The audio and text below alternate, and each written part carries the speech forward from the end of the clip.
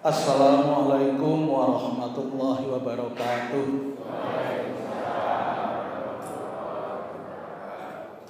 Alhamdulillahirabbil alamin wa bihi nasta'inu ala umurid dunya waddin. Allahumma shalli wa sallim ala Muhammadin wa ala alihi wa ashabihi ajmain, amma ba'du. Ibu bapak yang saya hormati, sehat semua? Saya lihat hari ini Bapak Ibu sekalian sehat dan saya terawang-terawang uangnya masih banyak. Betul ya? Saya lihat ibu-ibu sehat, Bu? Wah, ibu sampai sana loh itu. Mungkin nggak hujan ini. Ini nggak hujan bukan karena pawang hujan loh, Bu, tapi karena kehendak Allah. Hari-hari ini banyak orang yang termasuk teman-teman kita yang muslim, banyak yang mohon maaf mengurangi rasa tauhidnya dengan wah iki pawange hebat. Pirang-pirang diraudan tiba-tiba makpet.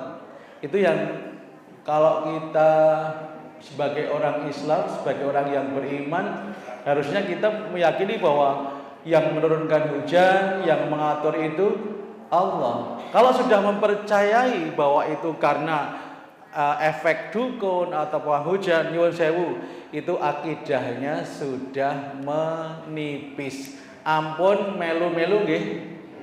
Jangan ikut-ikutan ya. Awas kalau ada di antara jamaah ini yang ikut-ikutan. Saya nggak ikut, saya udah mengingatkan loh. Soalnya di beberapa grup, Pak, saya baca di beberapa grup, waduh hebat tenan pawange sing digawe mantu iki lho. Ada banyak yang begitu, Pak. Aku ya Allah. Kadang-kadang saya sama istri ki, mbok yo udan yo ben terbukti nek pawange ora hebat aku. Saya kadang-kadang berdoa seperti itu loh, Pak.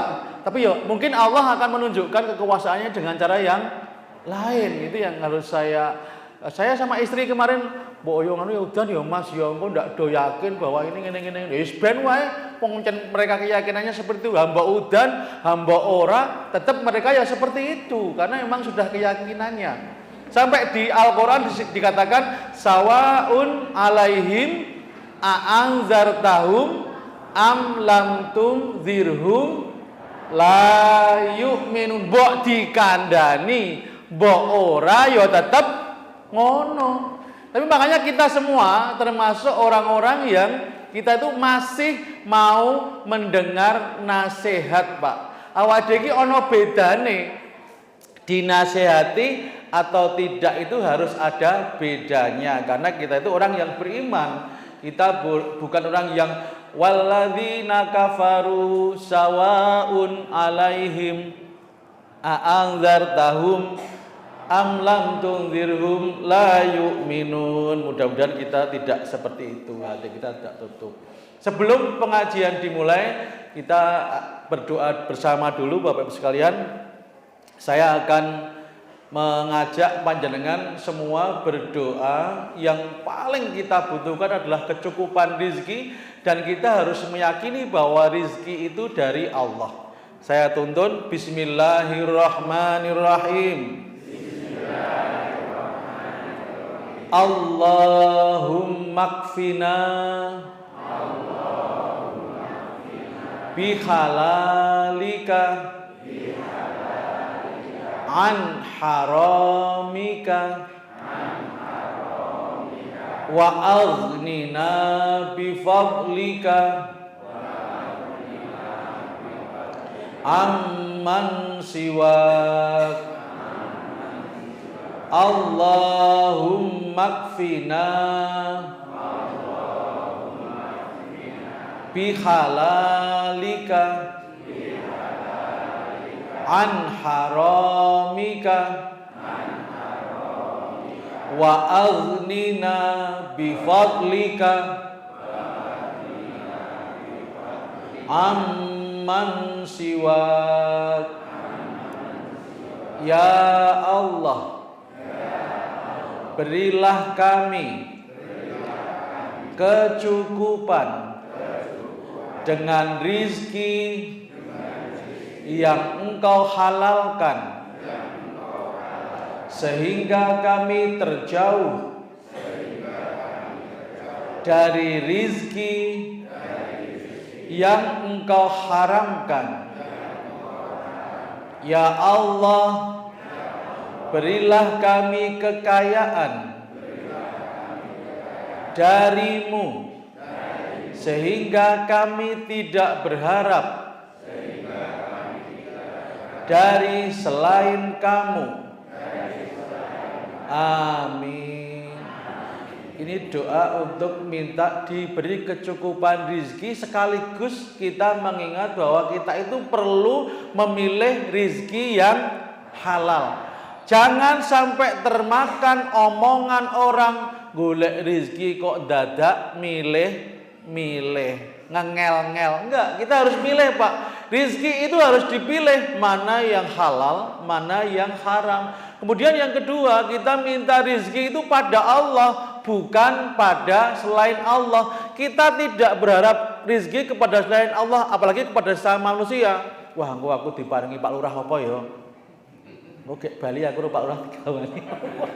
Aku karo Pak Jumio engko digawani apa lho, Pak Zakiyo digawani apa ya. Itu kan melatihkan kita. Oh, Mbah Tawar juga tahu. Nyuwun ngapunten Mbah Tawar. Kan itu mengajarkan kita agar kita punya sifat aifah. Napa Pak Bu? Punya sifat aifah. Semua orang beriman itu harus punya sifat aifah. Aifah itu punya harga diri, punya kehormatan. Jangan kita kepada orang lain itu berharap, apalagi dikasih. Engko panitia niki aku digawake apa ya, mbuh pelem, mbuh apa ya iki? Apa kelor apa ya? Iki sing wah apa iki gini. Jadi itu namanya kita nek cara wong Jawa yu apa? Nyermimih ya? Apa? Napa, Pak? Dermis ya. Dermis apa lagi, Pak? Istilah nglipar napa? Niki nglipar sing paling adoh niku ngelik wetan niku katongan nggih. Sing niku cerak sriten apa namanya? Kelurane apa niku nek sriten niku? Pilang. Yang dari Pilang malah yang paling jauh nih ya. Nek cara Pilang niku no, Pak, niku Pak. Dermis, nyermimi. Hah?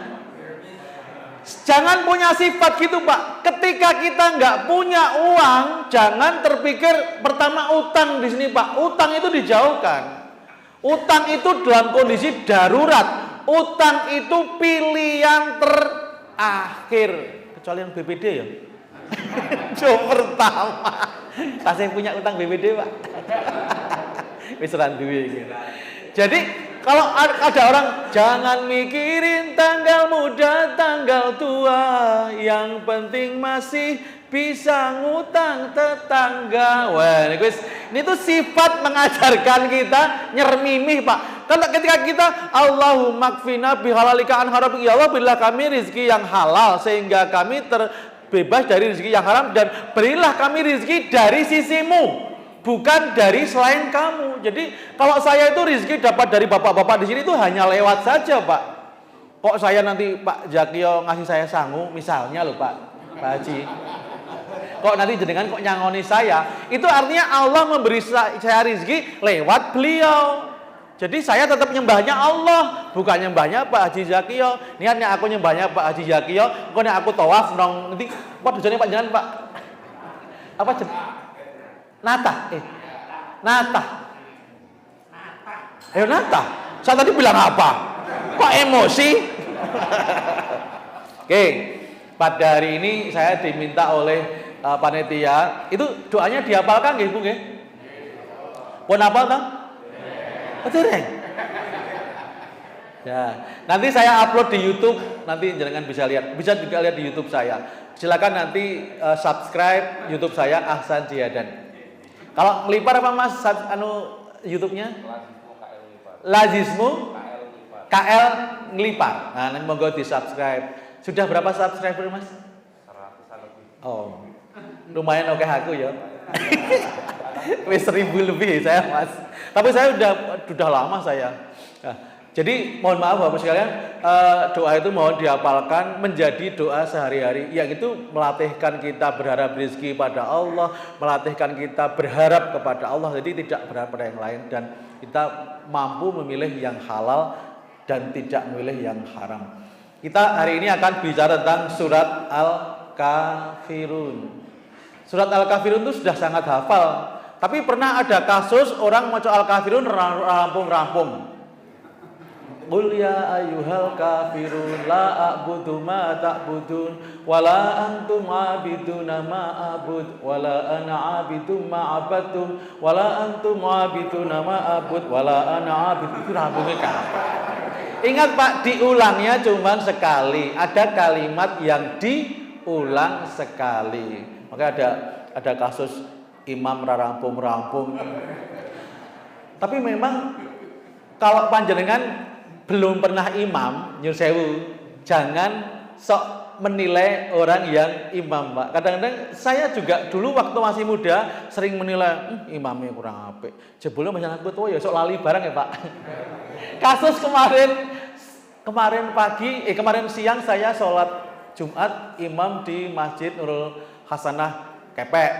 Saya itu membaca surat Hal Ataka itu kan sudah biasa Pak. Al-Ghasyiyah itu wis apal kecilik Pak. Tapi juga pernah ngeblank Pak saya itu.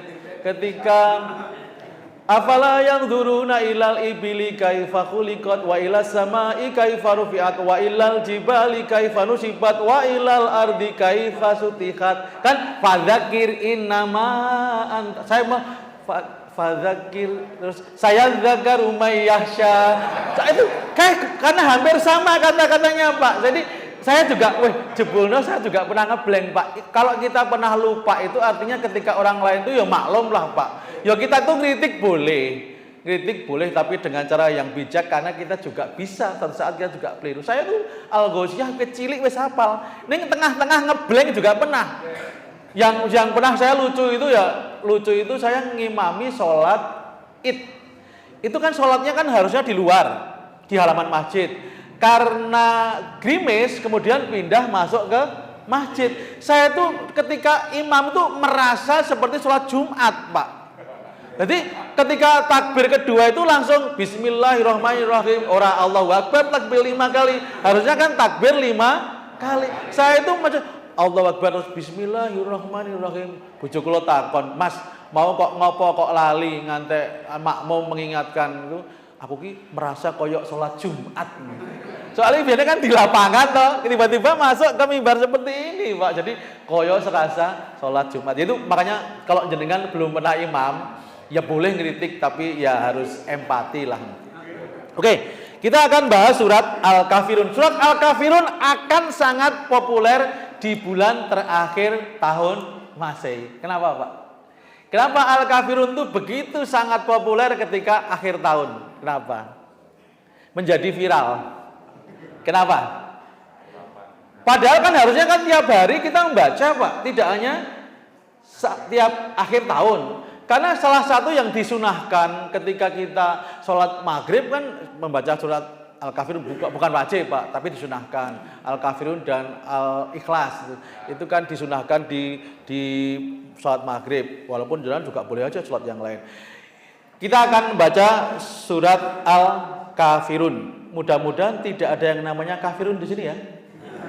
Karena mengambil nama dari Al-Qur'an, namanya Al-Kafirun, Qarun, Fir'aun.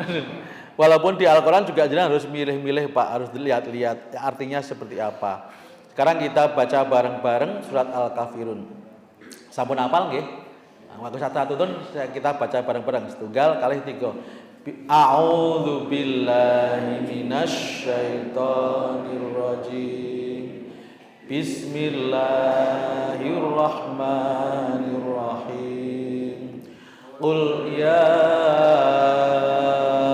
ayyuhal kafirun la a'budu ma ta'budun wala antum 'abiduna ma a'bud wala ana 'abidum ma 'abadtum wala antum abiduna ma a'bud lakum dinukum waliyadin.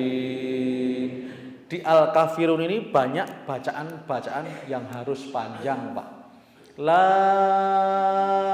a'budu itu kan namanya kan ada mat tabi'i bertemu dengan hamzah itu 6 ketukan atau 6 harokat. Bapak-bapak yang sering imam, monggo dibiasakan disiplin membaca ketukannya benar, panjang pendeknya benar. Karena imam itu ada anak-anak kecil yang mendengar, Pak. Mereka akan mendengar dan merekam. Jadi panjenengan tanggung jawab bahwa bacaannya harus benar. Anak-anak kecil ini menjadi tanggung jawab kita, Pak. Beliau akan selalu mendengar apa yang kita baca setiap hari. Kalau kita bacaannya salah, mereka salah, jangan ikut nanggung salah. Jadi nggih, sering salat jamaah enggak, Nak? Ikut ke masjid? Ikut ayah atau ikut ibu? Ayah, bapaknya ke jamaah masjid enggak? Oh iya, alhamdulillah. Ibunya repot di rumah, enggak apa-apa kalau ibunya. Jadi monggo bapak-bapak yang imam dibaca dengan benar. Kemudian yang sering salah saya mendengar, mohon maaf, surat Al-Kautsar. Surat Al-Kautsar punya apa? Inna a'toina kal kausar. Kemudian ayat kedua, kebanyakan fasoli do dibaca panjang. Padahal yang betul fasoli li rabbika wanhar. Tahun 1993 kalau nggak salah, saya pulang dari KKN itu daftar ngajar di TPA AMM Kota Gede. Salah satu yang harus baca itu, ketika kita membaca surat Al-Kautsar kok salah, coret, Bu. Jadi fasholli li rabbika wanhar. Saya sering bilang fasholli li rabbika wanhar. Yang betul fasholli li rabbika wanhar. Kalau sudah ngaji di Lipar Ahad pagi, harusnya besok bacanya betul. Oke, kita bahas surat Al-Kafirun. Ceritanya, Bu, asbabun nuzulnya surat Al-Kafirun itu ada orang-orang kafir itu mengadakan perjanjian, ngajak perjanjian kepada Rasulullah. Jadi Rasulullah itu karena sudah imannya kuat, digoda dengan apapun memang sulit, kemudian diajak api-apian. Mas, saiki api-apian. Gentian. Tahun iki kowe nyembah agamaku, kowe beribadah seperti agamaku, tahun besok gentian aku sing beribadah kaya nggonamu. Setuju atau enggak? Bapak-bapak mau enggak Pak gentian? Setahun seperti mereka, setahun seperti kita. Ini Rasulullah diajak MOU seperti itu. Kerjasama seperti itu. Jadi kemudian Allah menurunkan surat Al-Kafirun ini. Rasa dicampur-campur, Pak. Nek kowe seneng kopi ya ngombe ya kopi. Nek aku seneng teh ya ngombe teh. Rasa dicampur-campur. Coba sekarang bayangkan minum teh dicampur karo kopi. Kira-kira enak apa tidak? Kalau di kantor itu ada Pak minuman tuh sering kan kadang-kadang serai, kemudian jeruk nipis, kemudian dikasih juga sama jahe. Teman-teman tuh, aku nek dicampur-campur itu rasa seneng ya. Nek jahe ya jahe tok. Nek apa jenengane serai ya serai tok gitu. Ada teman yang enggak suka. Ada teman saya tuh yang apa-apa dicampur, Pak. Kadang-kadang aku campur karo tahu susur barang. Ya. Jadi ceritanya seperti itu, Pak. Kemudian surat Al-Kafirun itu 6 ayat. Ini termasuk golongan surat Makkiyah. No, Pak? Makkiyah artinya apa? Diturunkan di Makkah sebelum hijrah ke Madinah. Itu surat Makkiyah. Biasanya surat Makkiyah itu pendek-pendek. Jadi di juz 30 itu kebanyakan surat itu Makkiyah. Diturunkan di Makkah. Karena saat itu memang kondisi belum seperti yang ketika di Madinah bagus, Pak. Jadi Rasulullah itu diberikan ayat yang pendek-pendek itu di Makkah. Al-Kafirun itu di Makkah sebelum peristiwa hijrah. Nah, kemudian dia itu Al-Kafirun diturunkan sesudah surat Al-Maun, diturunkan, bukan urutannya. Jadi surat Al-Kafirun itu diturunkan sesudah Al-Maun. Al-Maun itu apa? Surat apa, Pak? Ar-Aital. Jadi kalau dulu saya waktu kecil nyebut nama surat itu permulaan hurufnya, permulaan kata-katanya. Qul huwallah disebut surat Qul hu. Idza jaa nasrullah, An-Nasr disebut surat Idza jaa. Ada sebuah cerita, Pak. Ada 3 laki-laki melamar anaknya Pak Kiai yang pertama. Sapa jenenganmu, Nak? Nama saya Anas. Silahkan baca surat Anas. Qul a'udzu birabbin nas, malikin nas. Oh, lulus. Masuk nominasi calon mantu. Yang kedua, namamu siapa, Nak? Nama saya Torik, Pak. Silakan baca surat At-Torik, dia bisa. Yang ketiga, namanya siapa, Nak? Imron. Nah, silakan baca surat Ali Imron. Saya Imron, Pak, tapi panggilannya Kulhu. Kulhu ae. Ada seorang imam lupa juga, Pak. Imam itu maca ayat dawa banget, tengah-tengah dalan lali, meneng wae ana sing bengok Kulhu ae. Sebuah. Oke. Setelah Al-Maun itu Ar-Aital ladzi yukadzibu biddin. Di Al-Maun itu menerangkan tentang pentingnya tolong menolong. Jadi ketika kita membahas Al-Kafirun, kita tidak bisa lepas yaitu membahas surat Al-Maun yang orang itu tolong menolong. Dan ketika tolong menolong, kita tidak melihat siapa dia, tapi siapapun yang perlu kita tolong, kita tolong. Siapapun yang perlu kita bantu, kita bantu. Misalnya di depan, cuma contoh, Pak, ada kecelakaan. Apa jenengan tanya, jenengan orang mana? Orang Wonosari, orang Lipar, saya tolong. Kan enggak? Jenengan agamanya apa, Pak? Islam. Jenengan nganggo Allahumma bangit apa, Pak? Boten. Ora, kan ketika kita menolong, kita tidak melihat siapa yang kita tolong, tapi apakah dia betul-betul membutuhkan pertolongan atau tidak. Jadi Al-Maun tuh. Jadi semangatnya yang pertama itu, Pak, bahwa surat Al-Kafirun itu didahului dengan surat Al-Maun yang bermakna tentang tolong menolong. Itu yang harus kita ingat. Sekarang yang pertama kita baca Qul ya ayyuhal kafirun. Ini pertama, ini kalau kita melihat dari sisi katanya, pemilihan katanya, ya ayyuha. Seperti Allah menyebut orang-orang beriman, ya ayyuha. Ayyuha itu panggilan untuk menunjukkan sayang. Jadi sebenarnya kita tidak boleh memanggil orang dengan nada, dengan makna kebencian. Kita melihat siapapun itu tidak boleh memanggil, memperlakukan dengan semangat kebencian. Tapi semangat kita adalah menyayangi. Jadi sebenarnya ini umat Islam itu rahmatan lil alamin. Kepada siapapun dia harus menghormati, bahkan termasuk kepada yang ayyuhal kafirun. Kita tidak boleh terus memandang mereka dengan benci. Siapa tahu nanti dia dapat hidayah. Ketika Rasulullah itu melihat Umar bin Khattab, orang yang sangat benci kepada beliau juga mudah-mudahan siapa tahu dia nanti dapat hidayah. Jadi bukan maknanya kita terus membenci, tidak. Jadi ketika Rasulullah itu ditawari dengan perjanjian genten-genten, setahun iki ibadah kono, setahun ini ibadah sini, Rasulullah mengatakan wahai orang yang kafir. Sebenarnya kata-kata kafir itu sudah kata-kata yang paling halus. Kenapa sekarang jadi pelintir? Dipelintir adalah suatu hal yang negatif. Kafaro itu kan tertutup. Orang yang masih tertutup dari hidayah. Jadi kita masih punya harapan bahwa suatu saat dia akan terbuka sehingga dia mendapatkan hidayah. Jadi kafaro itu bukan untuk memaknainya negatif, tidak. Justru orang Islam itu memandang mereka kafir masih tertutup hidayahnya.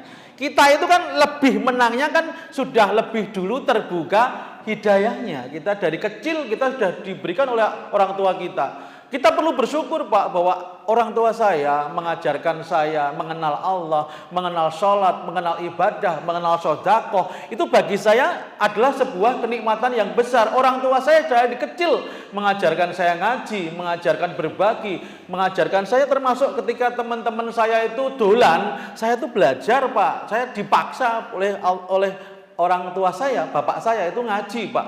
Saya harus belajar nahwu soroh, belajar menghafalkan hadis. Saat itu saya marah Pak, konco-koncoku dodolan kok aku kon ngaji.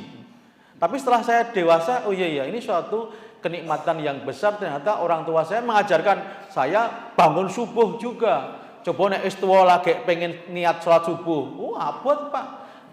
Saya itu kan gampang sholat subuh, walaupun kadang-kadang yang malas bareng ya.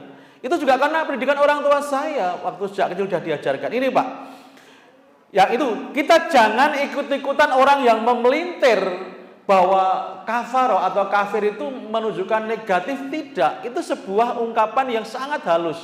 UAS pernah mengatakan, makanya jangan keras-keras lah kalau mengatakan kafir. Kemudian UAS mengatakan, wahai orang kafir, karena jangan keras-keras. Ada yang sekarang itu apa-apa dipelintir Pak, saya itu heran nih. Apa-apa nih kalau orang Islam yang melakukan kok dipelintir ya Pak ya. Ketika aing kok enggak gitu loh ya. Kita memang harus lebih kuat Pak. Kemudian di ayat berikutnya, la a'budu ma ta'budun. Aku tidak menyembah, tidak akan, tidak pernah dan tidak akan pernah bermaksud menyembah apa yang kamu sembah. Jadi ini kita harus yakin siapa yang kita sembah. Berarti di ayat kedua ini Bapak Ibu sekalian, jenengan punya tanggung jawab harus kenal betul siapa yang kita sembah. Kalau saya punya tas ini Pak, nanti tas ini saya tahu isinya apa yang saya bawa. Ketika tas itu hampir sama dengan punya Pak Lurah, ketuker, kan saya tahu ini tasku iki. Tasku ki warnanya biru, isinya iki charger, isinya iki dan sebagainya. Saya tahu Pak apa yang saya bawa. Kalau Pak Lurah kan mesti gawane duit, opo ATM. Kalau saya kan charger. Tahu Pak, jalan tas di dalam tas ada apa? Tapi biasanya yang pengajian kalau yang bawa tas itu biasanya ibu-ibu Pak. Gitu. Bedanya bapak-bapak dengan ibu-ibu Pak. Kalau bapak-bapak disuguh langsung dar. Jadi bapak-bapak ada suguhan langsung dar. Nah ibu-ibu enggak Pak. Delok iki anakku seneng gitu. Iki anakku seneng rasido terus lebokke tas. Itulah hebatnya ibu-ibu Pak. Sekali waktu bisa mikir banyak hal. Itu namanya multitasking Bu namanya Pak. Ibu-ibu itu punya kelebihan daripada bapak-bapak, kaum laki-laki. Ibu-ibu itu punya kelebihan lebih bisa bersikap multitasking. Apa Bu? Multitasking itu sekali waktu bisa berpikir, bisa melaksanakan banyak hal. Saya tuh sering Pak sama istri saya di WA, Mas, aku lagi rapena awake ya, engko bali tuwoke lawuh ya. Tebak-tebakan Pak. Okeh laline apa okeh orane? Oke laline. Makanya saya, Bu, nek pesen ki ojo jauh-jauh. Misalnya kon woke aku bali jam 3 ya WA jam 2:30, ojo jam 2 apa jam 1. Oke laline niku nek bapak-bapak niku. Lali apa ngelali? Jadi bapak-bapak di ayat kedua ini kita harus kenal betul siapa yang kita sembah.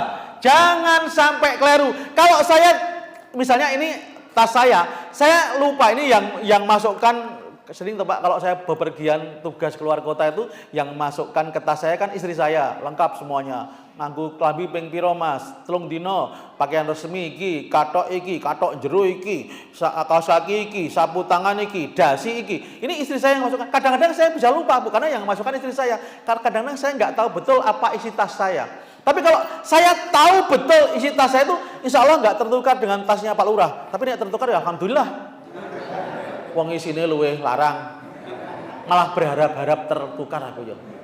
Ada dulu sinetron Putri yang tertukar. Ini tas yang tertukar. Jadi jangan sampai kita tertukar siapa yang kita sembah karena kita tidak tahu betul Jadi orang yang berislam sebelum kita bicara toleransi, kita harus tahu betul siapa yang kita sembah. Jangan sampai ketuker. Nek ketuker yang disembah nanti tujuannya jadi keliru, akhir hidupnya kita jadi keliru. Makanya kita harus kenal betul siapa yang kita sembah. Kalau jenengan pengen tahu siapa yang kita sembah, coba jenengan baca ayat kursi. Ayat kursi itu seperti apa? Ayat kursi itu besok tahun 2024 akan laris Pak, karena ada rebutan kursi. Rada rebutan duit, ini rebutan kursi Pak itu. Jadi besok tahun 2004 ayat kursi itu laris Pak. Ning ayatnya hilang menggerek. Ayat kursi itu apa Pak awalnya? Allahu la ilaha illa huwal hayyul qayyum. Kemudian la ta'khuduhu sinatun wala naum. Jangan tahu maknanya la ta'khuduhu sinatun wala naum? Allah itu tidak ngantuk dan tidak tidur. Kalau kita berpikir ketika kita tidak kenal siapa Tuhan kita, kadang-kadang kita, rapopo, sepi kok, rano sing ngerti. Berarti kita tidak kenal siapa Tuhan kita. Tuhan kita itu tidak ngantuk, tidak tidur Pak. Nek wong pengajian ngantuk oke. Rodo ngantuk selonjor siji. Ngantuk meneh selonjor loro. Ora apa-apa Pak, enggak apa-apa Pak. Kalau ustadznya saya, silahkan selonjor yang mau selonjor. Wong selonjor ya tetap dapat pahala, tetap dapat snack. Terus ini selonjor orang untuk snack kan orang. Jadi ketika kita berpikir dalam keadaan sepi, tidak ada yang melihat, tidak ada yang mengawasi, berarti kita tidak kenal siapa Tuhan kita. Ada sebuah kisah yang bagus Pak. Seorang guru, seorang kiai mengajarkan kepada muridnya tentang tauhid ini, bahwa Allah itu mengawasi. Semua anak-anak laki-lakinya, murid-murid lakinya dikasih satu pisau dan dikasih satu burung dara. Burung daranya apa Pak? Doro. Dikasih satu-satu. Iki tak nei peso siji sing landep karo manuk doro burung dara siji. Saiki belehen di tempat yang tidak ada yang melihat. Kowe saiki belen doro kuwi, silakan disembelih burung dara itu, tapi di tempat yang tidak ada yang melihat. Kemudian ono sing mlebu kamar, ono sing nang tengah ngalas, ono sing tempat sepi, ono sing nang kamar mandi, Ada ketika sudah semuanya diberi waktu, kemudian balik, ada satu siswa, satu murid sing pisaunya masih bersih, burung daranya belum disembelih. Takoni, "Le, lah kok doromu ora tok beleh, kok burung dara kamu tidak kamu sembelih, Le?" "Saya itu mencari tempat Pak yang di mana-mana tidak ada yang melihat, ternyata enggak ada di dunia ini." "Loh kenapa?" "Ternyata karena Allah itu Maha melihat, Sami'un alim, Bashir, Sami'un basir." Allah Maha mendengar, Allah Maha melihat. Jadi kalau saya tempat yang sepi, Allah melihat. Tempat yang gelap, Allah melihat. Saya di tempat yang kamar yang terkunci, Allah melihat.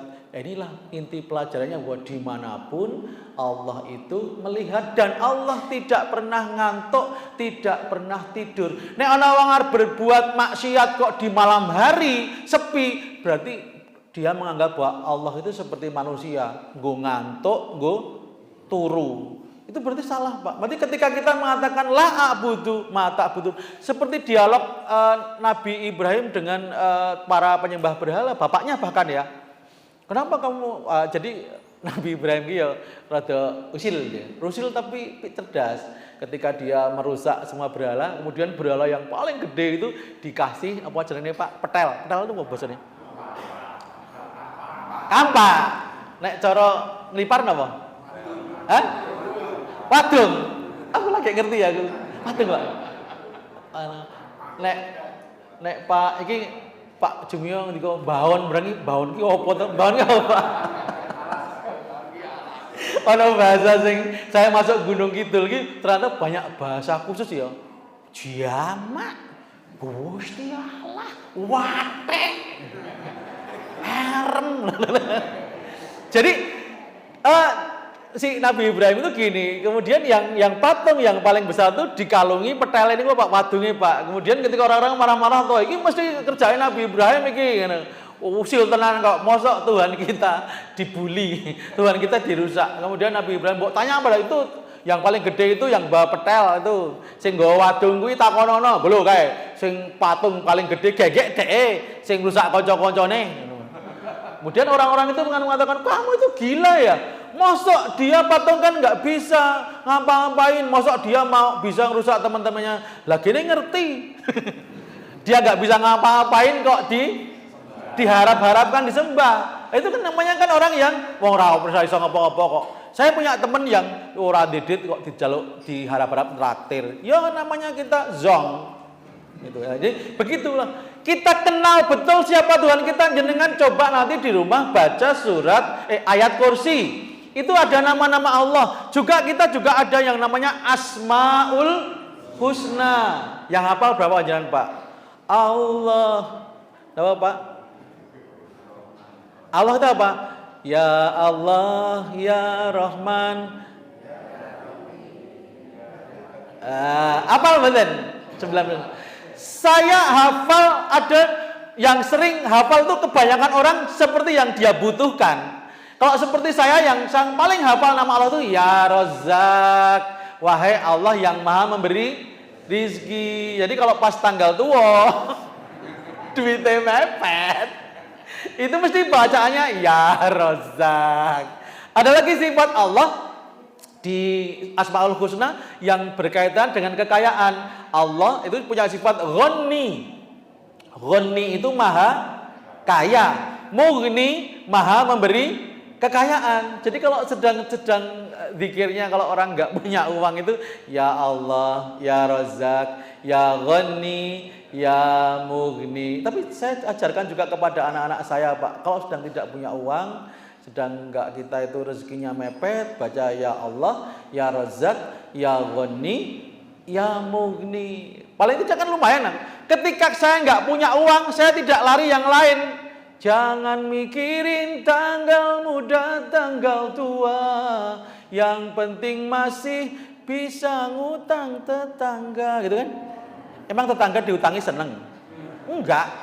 Wong utangi nek pas utang manis, nek ditagih galak, gitu. Uangnya nek utang niku manis, Pak. Pak, kula sowan mriki silaturahim. Nomor kalih anu. Nek begitu ditagih, wow, galak. Padahal Rasulullah ngendika, siapakah orang yang paling baik? Yaitu orang yang baik ketika membayar hutang. Terus saya teruskan. La a'budu ma ta'budun. Kita harus tahu siapa yang kita sembah. Kemudian ayat berikutnya apa Pak? La a'budu ma ta'budun wala antum abiduna ma a'bud. Dan kamu kalau masih punya pikiran seperti itu, ya silakan nyembah apa yang kamu sembah, nggak usah ikut-ikutan apa yang aku sembah. Kalau kamu masih punya pikiran, tapi kalau suatu saat kamu dapat hidayah, ya alhamdulillah. Tapi kita tidak kan la ikraha fiddin. Dakwah itu iya, tapi kita masalah orang mau atau tidak itu mau apa itu kehendak Allah. Kan Rasulullah kan pernah rodok nyesel gitu loh, karena pamannya sendiri yang bernama Abdul Muthalib itu kan tidak mau bersyahadat Pak. Rasulullah agak nangis gitu. Jadi innaka la tahdi man ahbabta. Kamu tidak bisa memberi petunjuk siapa yang kamu sukai. Fadzakir innama anta mudzakir. Lasta alaihim bimusyaitirin ila man tawalla wa kafar. Kita tidak bisa menentukan Pak orang lain.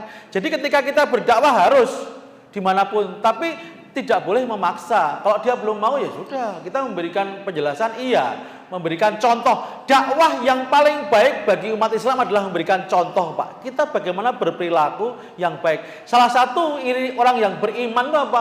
Iman itu kan ada maknanya aman. Salah satu ketika kita orang yang beriman itu membuat rasa aman yang di sekitar kita. Orang yang beriman itu tidak suka mengganggu, tidak suka memberikan ketidaknyamanan bagi orang lain. Jadi berdakwah yang paling baik adalah menjadi contoh umat Islam itu sampel umat Islam yang baik. Ada kata-kata para orientalis orang barat itu mengatakan Islam ki ajarane apik. Ning wonge Islam kuwi blas rada apik. Jadi Islamnya itu baik, ning sing wong-wong sing memeluk agama Islam ki belum sepenuhnya menggunakan nilai agama. Ya bagaimana cara kita bicara, bagaimana cara kita bersikap. Sebenarnya agama itu kan nasihat. Dalam sebuah hadis Rasulullah menjelaskan ad-dinu nasihah. Agama itu nasihat untuk kita. Nasihat untuk apa? Manusia bersikap yang baik kepada siapa? Lillah, kepada Allah. Kemudian li Rasulillah, kepada Rasulnya. Kemudian termasuk yang terakhir adalah kepada umat, Pak. Bagaimana kita bersikap pada orang lain itu ya menunjukkan bagaimana agama kita. Jadi monggo Bapak sekalian, jenengan tetap menunjukkan keislaman kita dimanapun. Sekarang saya tidak setuju dengan ungkapan agama adalah urusan private. Private Pak.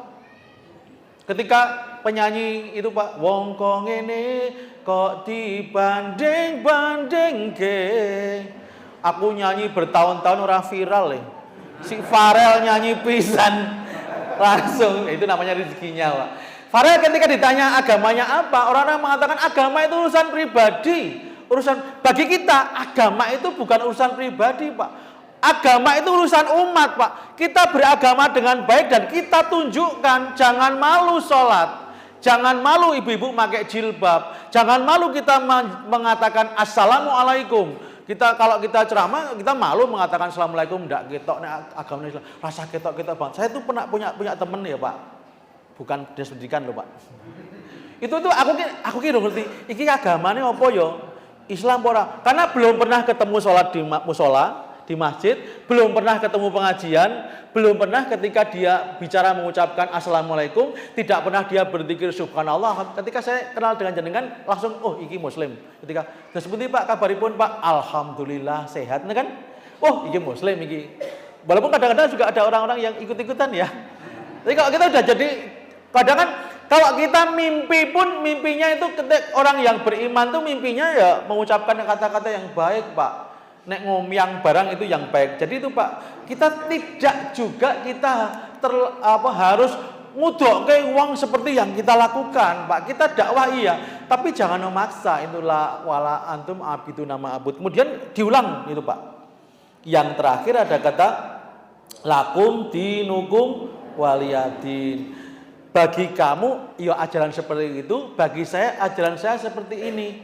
Jadi Bapak Ibu sekalian, jenengan harus tahu tentang agama. Jenengan sudah agamaku iki, berarti kita harus tahu Pak, agama kita seperti apa ajarannya. Jadi tadi saya katakan bahwa agama itu adalah sebuah tuntunan, bukan hanya sebuah kata di KTP. Jadi kalau kita punya agama itu jangan sampai dikatakan hanya agama KTP. So sing munggah swarga ya KTP ini uangnya kecer. Biasanya sing kecer kan KTP. Kalau di dunia ini yang sering kecer KTP-nya. Besok di akhirat yang kecer orangnya. Jangan sampai itu kita Pak. Jadi KTP itu hanya sebuah kita mengekspresikan agama kita, bukan segala-galanya. Kemudian ini pertanyaan yang sering menjadi krusial. Bolehkah kita mengucapkan selamat ini, selamat itu? Nek jenengan gimana Pak? Ayo. Ada orang mengatakan nggak apa-apa mengucapkan, itu kan hanya sebuah ucapan. Apakah ucapan itu tidak bernilai di mata Allah? Bapak-bapak bisa sah sama istri karena apa? Karena ucapkan. Bisa merubah hukum toh. Saya terima nikahnya siapa Pak? Nama ibu siapa Pak? Saya nama ibu siapa? Siapa Pak? Erina Gudono. Siapa nama istri Bapak namanya? Supriyati. Ada di sini Pak? Tahu betul? Oh betul. Saya terima nikahnya Supriyati binti Darmo. Dengan mas kawin seperangkat alat sholat berupa masjid, karpet dan takmir-takmirnya. Wong sugih kok. Jadi ketika ucapan itu juga bernilai di hadapan Allah Pak. Jangan mengatakan hanya ucapan kok. Orang-orang, saya termasuk yang tidak mengucapkan. Saya punya teman yang lain banyak Pak. teman kuliah saya agamanya macam-macam ada, tapi saya tidak pernah mengucapkan dan baik-baik saja, Pak. Jadi kalau kita mengatakan hanya ucapan kok, kita menjadi Islam karena syahadat, asyhadu alla ilaha illallah. Jenengan ibadah haji mabrur makbul diterima karena mengucapkan apa? Labbaika umrotan. Misalnya kita beribadah umroh, kita karena ucapan, Pak, kita membaca talbiyah, kita membaca Al-Qur'an, itu hanya ucapan. Tapi ucapan itu bernilai ibadah. Kemudian saya ditanya, loh Mas, dengan duwe konco-konco non muslim gimana? Loh, saya tetap baik dengan mereka. Baik dengan mereka, wong cuma 1 hari, lain hari saya berkata yang baik dengan mereka, menanyakan kabar, bagaimana kabarnya, bagaimana, itu kan juga kebaikan, kita tolong menolong. Jadi ketika dalam hal tolong menolong ya kita dengan siapapun, Pak, menyapa dengan siapapun. Hanya saya tidak mengucapkan minal aidin wal faizin untuk teman yang lain. Apa bahas? Apa saya nggak mau mengucapkan? Atau apa itu ada? Dan apakah ada di antara di sini yang masih berpendapat orang apa-apa mengucapan? Berarti jenengan dulu juga termasuk jenengan meremehkan arti pernikahan, karena pernikahan itu awalnya hanya sebuah ucapan. Kemudian kan berikutnya tanggung jawab, kemudian memperlakukan istri dengan baik. Ibu-ibu tahu nggak apa yang diucapkan bapak ketika nikah sighot taklik? Tahu nggak? Sesudah akad nikah ini saya nama Jumio bin siapa, Pak? Woi, akan memperlakukan istri saya dengan baik, muasyarah bil ma'ruf. Kemudian saya berjanji satu, apa?